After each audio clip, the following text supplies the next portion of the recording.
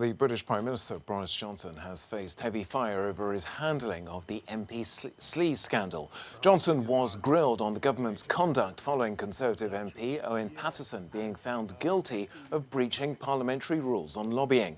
The government tried to block his suspension, but after a furious backlash, did an immediate U-turn. Paterson resigned in the aftermath. Well, today, the opposition Labour leader, Keir Starmer, called the Prime Minister a coward for not offering the British public an apology. Will he do the decent thing and just say sorry for trying to give the green light to corruption?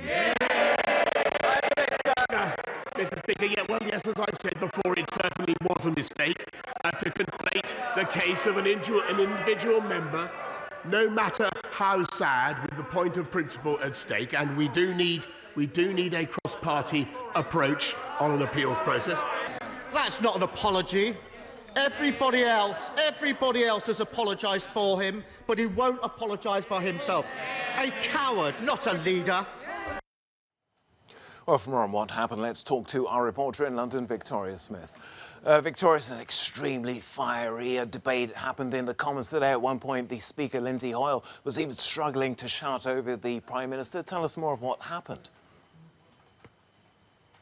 Absolutely, yes. Well, this was the reason behind this fiery debate was, of course, this row over sleaze with both the government and the opposition trying to get the upper hand on sleaze. This did erupt into a fierce debate with Boris Johnson trying to turn the tables on the Labour leader, Sir Keir Starmer, trying to find out about his effective second job, if you like, as past legal work. And this did make the Speaker of the House, Lindsay Hoyle, very angry because Boris Johnson kept returning to the theme. He told him to sit down at one point. He said, "You might be the Prime Minister of this country, but in this House, I'm in charge." And the reason for all of this is this sleaze row you referred to, and that has dominated British politics today with the Select Committee this afternoon, which headlined with the sleaze row. As you mentioned, the government has been forced into a U-turn over MPs and second jobs after it emerged that Owen Paterson was lobbying on behalf of a private company which was paying him to do so. So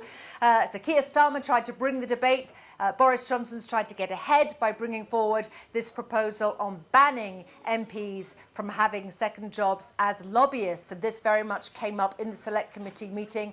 Boris Johnson fairly contrite, even apologetic. He says he made mistakes. He says that, in fact, Owen Paterson fell foul of the rules. And, of course, he's now bringing forward these new proposals to try and dampen down this sleaze row, but no sign of it going away as yet.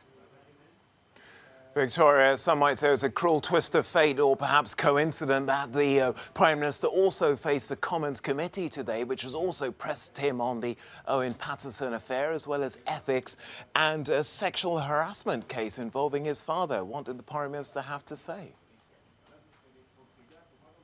Yeah, well, as well as this debate about sleaze in the committee, he was questioned about violence against women, which is a top priority of his, although he admits not enough is being done. The ironic twist, as you mentioned, was that he was questioned by the MP Caroline Noakes, who took the opportunity yesterday to accuse Boris Johnson's father, Stanley Johnson, of inappropriately touching her. She says this happened some years ago. Stanley Johnson says he has no recollection of Ms. Noakes. Now, she didn't bring up her own personal issues at the Select Committee. She perhaps correctly concentrated on the more high-profile cases. We know about the tragic cases of Sarah Everard and Sabina Nessa, and we learned today that since those two high-profile murders, one by a police officer, another 80 women in the UK have been murdered by men, and this obliged the Prime Minister to say that not enough was being done, that he was going to do more, it was top of his list of priorities, and that he was going to beef up the Crown Prosecution Service and beef up their work, their communications with the British police.